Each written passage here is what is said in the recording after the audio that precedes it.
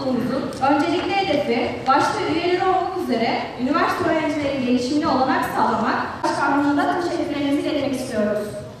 Şimdi açılış konuşmalarını yapmak üzere hocalarının, komutanlarının çalışma alanlarını da dikkate alarak çok önemli katkılar sağlayacağını düşünüyorum. Yani Cihat Hocam'ın, Kutay Hocam'ın siz gençlere de, geleceğimiz olan gençlere de en azından bu değişim süreklilik anlamında söylediğim noktalar konusunda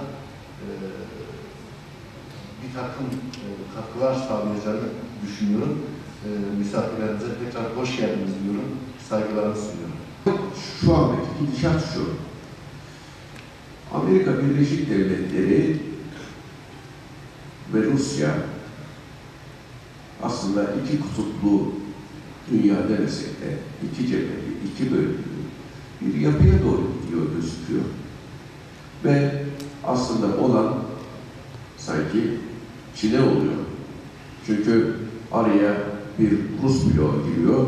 Çin'in batıya erişimi aslında kısıtlanıyor. Çünkü yaptırım uygulanan bir devletten bir kuşak bir yol projesiyle mal alımının yapılması çok zor görülüyor. Karadeniz'de Rusya Odessa'yı da işgal ederse, ki ben edeceği kanaatindeyim, işgal ederse ya da Ukrayna'yı kendisine bir zahir müstemleke bir devlet konumuna dönüştürürse, o takdirde Karadeniz'de bir Ukrayna kıyıları, şu andaki Ukrayna kıyıları bizim Rusya'nın kıyıları olacak.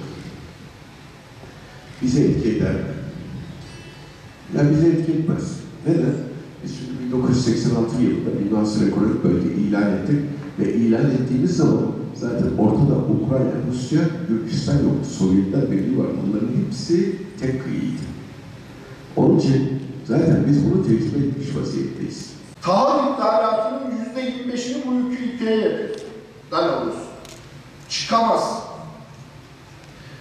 Petrol fiyatlarındaki her 10 dolarlık artış senin bütçende 4,4 milyar dolar ek yük getiriyor.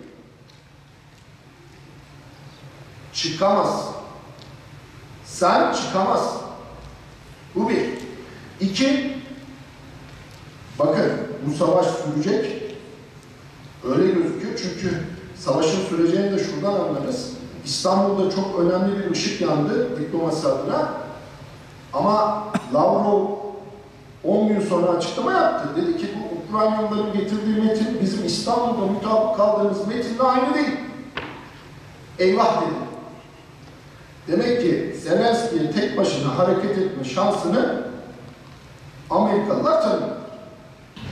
Rus çatışma stratejisi aslında geçmişten bu yana haklı ile haksızdan ziyade güçlü ile güçsüz arasında geçen bir süreçtir. Yani Ruslarda bir çatışmanın sonlandırılıp sonlandırılmaması aslında şuna bağlıdır.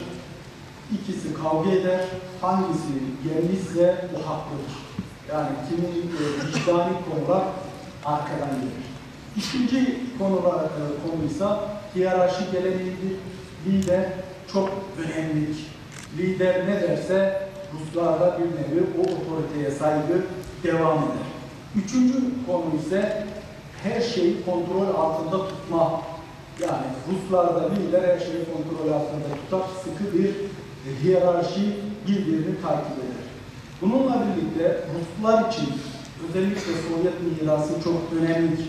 Kültürel bağlamda onun devam etmesi çok önem arz eder ve bunu sık sık dile getirirler.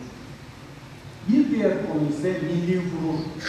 Mesela Cihat Hocamız bahsetti, Rus gemisinin vurulması ve bunun canlı yayında tüm dünyaya gösterilmesi belki Sovyetler bağlamında Sovyet mirasına bir hakaret olarak görülmüştür. Bu da çok ciddi bir sembolik, Batı'nın bir nevi Ruslara karşı önemli bir hamlesi olarak görülebilir. Bir diğer konu ise çatışma yönetiminde Ruslar ikili ilişkilere çok önem verirler. Yani liderler arası ilişkiler, mesela Merkel ile Putin'in ilişkisi Ben biraz daha olayı şöyle görüyorum. Aslında şu an en rahat lider emekliye ayrılan Merkel. Çünkü Putin'in bu kadar Avrupa'da yaptığı hamlelere sessiz kalmasında Almanya'nın çok önemli rolü var.